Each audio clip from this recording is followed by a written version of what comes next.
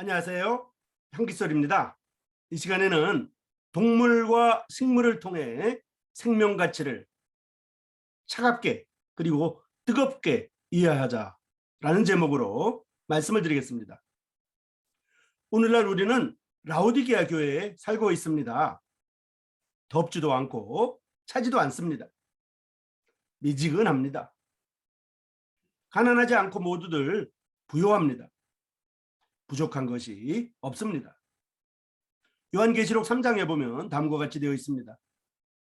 내가 내 행위를 아노니 내가 차지도 아니하고 뜨겁지도 아니하도다. 내가 차든지 뜨겁든지 하기를 원하노라 라고 되어 있습니다. 내가 이같이 미지근하여 뜨겁지도 아니하고 차지도 아니하니 내 입에서 너를 토하여 버리리라 라고 말하고 있습니다. 내가 말하기를 나는 부자라 부요하여 부족한 것이 없다 하지만 내 곤고한 것과 가련한 것과 가난한 것과 눈먼 것과 벌거벗은 것을 알지 못하는도다 라고 되어 있습니다. 내가 너를 권하노니 내게서 불로 연단한 금을 사서 부요하게 하고 흰옷을 사서 입어서 벌거벗은 수치를 보이지 않게 하고 안약을 사서 눈에 발라 보게 하라 라고 되어 있습니다. 볼지어다 내가 문 밖에 서서 두드리노니 누구든지 내 음성을 듣고 문을 열면 내가 그에게 들어가 그로 더불어 먹고 그는 나로 더불어 먹으리라 라고 되어 있습니다. 최근에 우리의 모습과 같습니다. 최근의 시대와 같습니다. 지금은 이러한 요한계시록 3장에 나와 있는 이러한 라오디게아 교회의 시대라고 볼 수가 있습니다. 많은 사람들이 직장을 구하려 하지만은 웬만한 직장은 가지 않습니다. 돈을 벌지만 웬만한 돈은 만족되지 않습니다. 전쟁 이후처럼 가련하지도 않습니다. 가뭄이 들어있는 기근 상태도 아니며 또 부족한 것도 없습니다. 개발도상국이어서 가난하지도 않습니다. 스마트폰과 인터넷으로 정보가 넘쳐납니다. 자가용과 문명의 이기들로 불편한 것이 없습니다. 구원이 꼭 필요한 이유를 모릅니다. 당장 죽음이 내 문제가 아닙니다. 코로나19로 많은 사람이 죽어가도 사망의 음침한 골짜기가 내 문제가 아닌 듯합니다. 예수님 믿고 구원 얻었다고 하는 것이 거듭남의 단어와는 별개로 여겨집니다. 구원 얻었다고 해도 변화가 없기 때문입니다. 그만큼 구원이 절실하지 않았습니다. 죽고 사는 문제가 아닙니다. 그저 교회에 영접되기 위해 구원 얻었다고 하는지도 모릅니다. 거듭난다는 것은 새로운 생명, 변화된 인생, 다른 인생이라는 뜻인데 실감되지 않습니다. 불로 연단한 금이 필요한데 그런 환경이 없습니다. 편안하고 부족하지 않기 때문입니다. 안약이 필요한데 눈이 아프다고 생각되지 않습니다.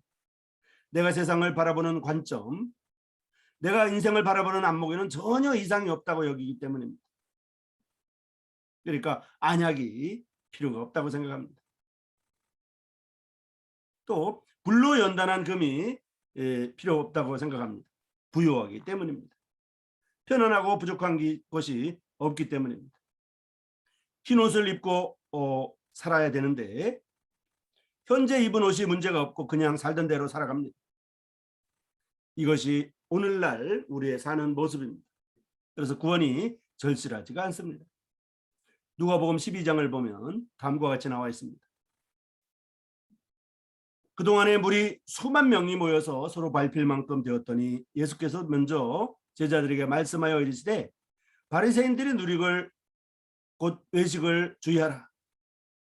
감추인 것이 드러나지 않을 것이 없고 숨긴 것이 알려지지 않을 것이 없나니 이러므로 너희가 어두운 데서 말한 모든 것이 광명한 데서 들리고 너희가 골방에서 귀에 대고 말한 것이 지붕 위에 전파되리라.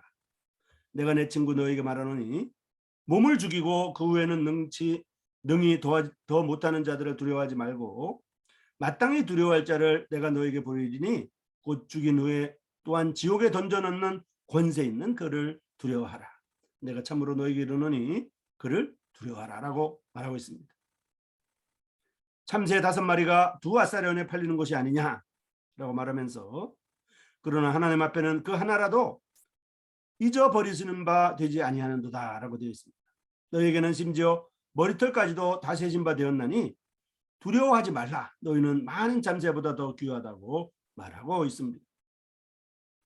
하나님은 이르시되 어리석은 자여 오늘 밤에 내 영혼을 도로 찾으리니 그러면 내 준비한 것이 누구 것이 되겠느냐 하셨으니 자기를 위하여 재물을 쌓아두고 하나님께 대하여 부여하지 못한 자가 이와 같다고 말합니다.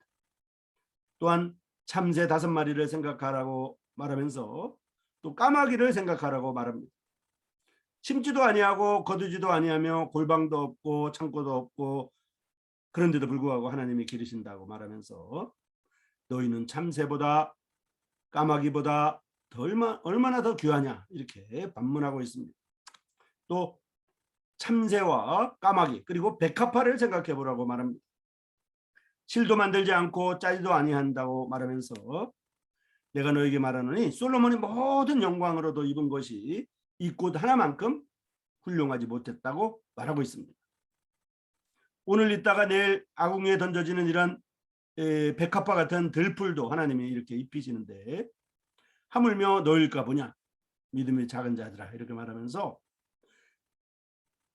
참새 5마리, 까마귀 그리고 백합화 이런 들풀을 언급하면서 우리의 인생을 다루고 있습니다. 우리의 생명의 귀중함을 다루고 있는 것입니다. 다만 너희는 그의 나라와 그의 의를 구하라. 그리하면 이런 모든 것들을 너희에게 더하시리라고 말하면서 적은 무리여 무서워 말라. 너희 아버지께서 그 나라를 너희에게 주시기를 기뻐한다고 말하고 있습니다. 너희 소유를 팔아 구제하여 낡아지지 아니하는 배낭을 만들어라. 곧 하늘에 둔 바 다함이 없는 보물이니 거기는 도둑도 가까이 하는 일이 없고 좀도 먹는 일이 없다고 말하면서 그러므로 너희도 준비하고 있으라. 생각하지 않은 때 인자가 오리라 라고 경고하고 있습니다. 자, 이 말씀에서 우리는 생각해 보아야 됩니다. 무리 수만 명이 모여 있다고 해서 나도 그 무리 가운데에 섞여서 밀려가는 것이 아닙니다. 무리 수만 명인 이런 교회에 있더라도 또는 무리가 수천 명인 교회에 있더라도 또는 무리가 수백 명인 이러한 교회에 있다고 하더라도 나도 그 무리 가운데로 섞여져 밀려가는 것이 아닙니다. 믿음은 각자의 것입니다. 적은 무리들이 모인다고 하찮게 여기지 말아야 합니다. 오히려 적은 무리가 귀하고 비싼 것이 됩니다. 귀하고 비쌀수록 그 숫자가 적습니다. 모든 사람이 다 인정한다고 항상 옳은 것은 아닙니다. 믿음은 다수결이 아니며 믿음은 민주주의가 아닙니다. 어두운 데서 생각해 봐야 됩니다. 골방에서 혼자서 중얼거려 보아야 합니다. 그 어두운 데서 혼자 고민하는 것, 골방에서 스스로 확신하는 것이 바로 진짜입니다. 진실로 나는 하나님 앞에 죄인인가? 아니면 진실로 나는 하나님 앞에 하나님 자녀가 이미 되었는가를 고민하고 생각하면서 되새겨 보아야 합니다. 곧 돈에 팔려질 참새 5마리를 생각해 볼 때 그 참새들은 바로 우리 인생들의 모습입니다. 진실로 사람들 앞에서 나는 믿는 사람이라고 할 수 있는지, 아무도 변호하지 않는 가운데 한 분 하나님 앞에서 내가 진정 거듭난 사람인지, 또 정말 구원 얻은 사람인지 스스로 물어보아야 합니다. 사람의 생명과 소유의 넉넉함은 별개의 일입니다. 어리석은 자여 오늘 밤에 내 영혼을 도로 찾으리니 그러면 내 준비한 것이 누구 것이 되겠느냐라고 말하면서 자기를 위하여 재물을 쌓아두고 하나님께 대해서 부여하지 못한 자가 이와 같다고 말합니다. 까마귀를 생각해 봅니다. 또 참새를 생각해 봅니다. 까마귀나 참새같이 이런 조류들은 또 기어다니는 모든 동물들은 또 모든 짐승들은 모든 물고기들은 바로 하나님께서 인생들에게 가르쳐 주기 위한 교육 재료들입니다. 자, 조금 사례를 보여드리겠습니다. 호랑이 같은 동물들은 혼자서 잘 살지만 꿀벌 같은 동물들은 혼자 있으면 금방 죽습니다. 연어 같은 물고기들은 무리를 지어야만 살지만 상어와 같은 물고기는 혼자여야만 살아갑니다. 새 종류들은 여러 새들이 짝을 얻으려고 이 암컷 앞에서 수컷들이 춤추고 노래하고 몇 시간이고 이렇게 공을 들이면서 쇼를 합니다. 곰 종류들은 짝을 구하려고 많은 지역을 차지합니다. 마치 부동산을 얻는 것처럼. 그리고 많은 먹이를 우리에도 보관합니다. 마치 많은 재산을 쌓는 것처럼. 이렇게 곰과 같은 무리들은 많은 재산이 있어야 되고 많은 지역을 관할해야 되기 때문에 그래야만 암컷을 구할 수 있기 때문에 곰들은 그렇게 살아갑니다. 새 종류들은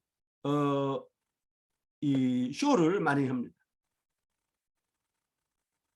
이벤트를 많이 하죠. 이런 것들이 사람들이 살아가는 데 대한 교육 재료가 됩니다. 어떤 동물들은 혼자서 잘 살고 어떤 동물들은 모여야만 살고 그러는 것입니다.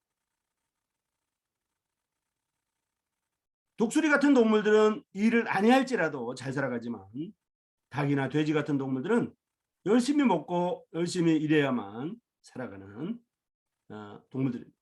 그렇지만 닭이나 돼지 같은 동물들은 일을 죽어라고 해도 새끼를 죽어라고 놔도 닭은 알을 수없이 많이 낳아도 하루에 1개, 2개씩 계속 낳아도 돼지는 1년에 20마리, 30마리를 계속 낳아도 결국 사람들에게 죽임을 당하고 그 고기가 빼앗김을 당합니다.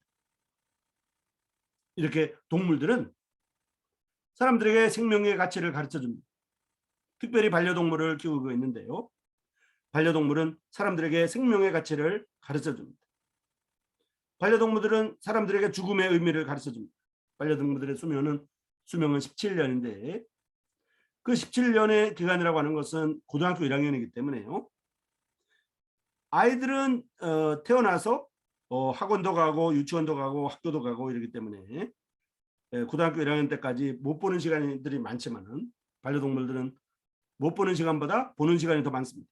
17년 동안 길렀던 반려동물이 눈앞에서 죽고 눈앞에서 이렇게 생명이 이루어질 때 우리는 생명이라고 하는 것에 대해서 생각합니다. 죽느냐 사느냐가 문제입니다. 바로 이 구원의 문제는 죽느냐 사느냐의 문제입니다. 백합화를 생각해 보십시오. 식물들도 인생들에게 알려주려는 하나님의 실물 교재들입니다. 어떤 식물들은 물을 많이 주어야만 살아가고 어떤 식물들은 물을 많이 주면 죽습니다. 어떤 식물들은 물을 적게 주어야만 살아가고 선인장 같은 식물들은 물을 주지 않아야 살아가고 물을 많이 주면 죽습니다. 또 어떤 동물들은 물을 적게 주면 죽습니다. 어떤 식물들은 물이 없어도 살고요. 어떤 식물들은 물에 잠가 놔도 살아갑니다. 벼 같은 식물들은 물에다가 푹 담궈놔도 살아가죠. 어떤 식물들은 불이 나가지고 타서 없어져도 살아나고 어떤 식물들은 몇십 년 동안 몇백 년 동안 시간이 지나도 씨앗 속에서 다시 부활하여 살아갑니다. 우리에게 생명의 귀중함을 식물들과 동물들이 가르쳐주고 있습니다. 오늘 있다가 내일 아궁이에 던져지는 들풀을 생각해 봐야 됩니다. 그 들풀이 바로 인생의 모습입니다. 민초라고도 합니다. 씨알이라고도 합니다. 풀뿌리라고도 합니다. 다 인생들이 힘이 없는 존재라는 의미들입니다. 다만 너희는 하나님의 나라와 그의 의를 구하라고 말하면서 이런 것들을 너에게 하나님께서 도와시리라고 말합니다. 적은 무리여 무서워 말라. 너희 아버지께서 그 나라를 너에게 주시기를 기뻐하신다고 말하고 있습니다. 하나님의 나라를 모르는 사람은 짐승과 같습니다. 하나님을 무서워하지 않는 사람들은 들풀과 같습니다. 하나님을 무서워하지 않는 사람들은 식물과 같고 들풀과 같습니다. 소유를 팔아 낡아지지 아니하는 배낭을 만들어라. 너희 보물 있는 곳에는 너희 마음도 있으리라 라고 말하고요. 준비하고 있으라. 생각하지 않은 때 인자가 오리라고 말하고 있습니다. 죽음은 하나님께서 우리에게 강제로 하나님께 오도록 하는 일이기도 합니다. 죽음 이후에는 그분을 만나지 아니할 수가 없습니다. 혹 죽음 이전에 주님께서 오시면 그분을 만날 수도 있을 것입니다.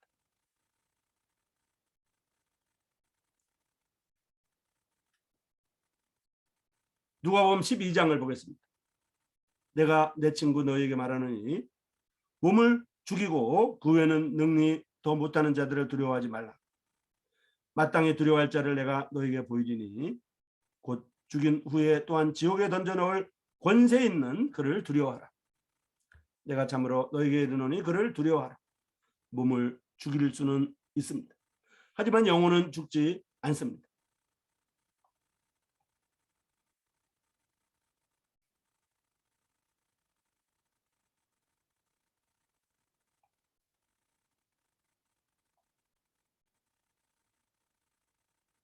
자, 히브리서 9장을 보겠습니다. 한 번 죽는 것은 사람에게 정하신 것이요 그 후에는 심판이 있으리니 이와 같이 그리스도도 많은 사람의 죄를 담당하시려고 단번에 들이신 바 되셨고 구원에 이르게 하기 위하여 죄와 상관없이 자기를 바라는 자들에게 두 번째 나타나시리라고 말하고 있습니다. 두 갈래 길이 있습니다. 하나는 용생의 길이고 하나는 멸망으로 내려가는 길입니다. 하나는 생명의 부활의 길이고 하나는 심판의 부활의 길입니다. 그리스도의 죽으심으로 말미암아 죄에 대한 형벌이 다 청산되었기 때문에 죽음은 형벌이 아니고 아버지 하나님의 존전에 나아가는 즐거운 길이기도 합니다. 하늘나라로 가게 되는 길이 바로 죽음의 길입니다. 그러나 죽음이 이러한 하나님의 본뜻과는 달리 하나님과 상관없는 길일 수가 있습니다. 영원한 고통의 시작일 수도 있습니다. 불못으로 던져질 수도 있습니다. 하늘나라로 가든지 불못으로 던져지든지 육체가 사망하면 인간의 영혼은 영원히 살아서 존속합니다. 현재 하나님을 믿으시든지 하나님을 믿지 않으시든지 영혼은 영원히 살아서 존속합니다. 현재 예수님을 아시든지 현재 예수님을 모르시든지 영혼은 영원히 살아서 존속하게 됩니다. 현재 구원 얻었든지 구원을 안 얻었든지 영혼은 영원히 살게 됩니다. 하지만 죽음 이후에는 각각 다른 처소에 있을 것입니다. 분명한 것은 죽음이 서서히 그리고 분명하게 생명을 재촉하고 있습니다. 우리의 몸의 모든 종류의 세포들은 늙어가고 있습니다. 항산화제를 씁니다마는 유산소 운동을 합니다마는 그러나 서서히 세포들은 죽어갑니다. 머지않아 모든 것을 하직하고 끝없는 영혼의 세계로 가야 할 때가 서서히 그리고 혹은 빨리 혹은 갑자기 다가오고 있습니다. 죽음을 위해 아무 준비도 안 되어 있습니까? 준비 안 되어 있는 사람은 정죄를 받을 것입니다. 그리고 그 후에는 심판을 받을 것입니다. 이제 죽음을 준비해야만 됩니다. 한글소리 시청자 여러분, 이 시간에는 동물과 식물을 통해 생명 가치를 차갑게 그리고 뜨겁게 이해하자는 제목으로 말씀을 드렸습니다. 아무쪼록 라오디게아 교회와 같이 덥지도 않고 차지도 않고 미지근한 가난하지도 않고 모두들 부유한 이런 시대에 우리가 살아가고 있기 때문에 생명의 가치에 대해서 잘 모릅니다. 생명의 가치를 동물과 식물들을 통해서 배워야 됩니다. 그리고 차게, 냉정하게, 그리고 뜨겁게, 열정적으로 이해하고 찾아보아야 됩니다. 까마귀를 생각해 보십시오. 그리고 참새를 생각해 보시기 바랍니다. 들풀을 생각해 보시기 바랍니다. 백합화를 생각해 본다면 우리 주변에 있는 이러한 참새 동물들과 들풀과 같은 초목들과 이런 것들을 바라볼 때 죽고 사는 것이 사람의 손에 달려 있습니다. 이와 같이 인생에 죽고 사는 것은 하나님께 달려 있습니다. 한 번 죽는 것은 사람에게 정한 것이고 그 후에는 심판이 있습니다. 헬기소리 시청자 여러분, 아무쪼록 우리 모두가 죄와 상관없이 주님을 바라는 모든 자들에게 두 번째 나타나실 우리 주님을 만나서 영생복락하는, 그리고 불못에 던져지지 아니하는 그러한 우리 모두가 되기를 바랍니다. 여러분 고맙습니다.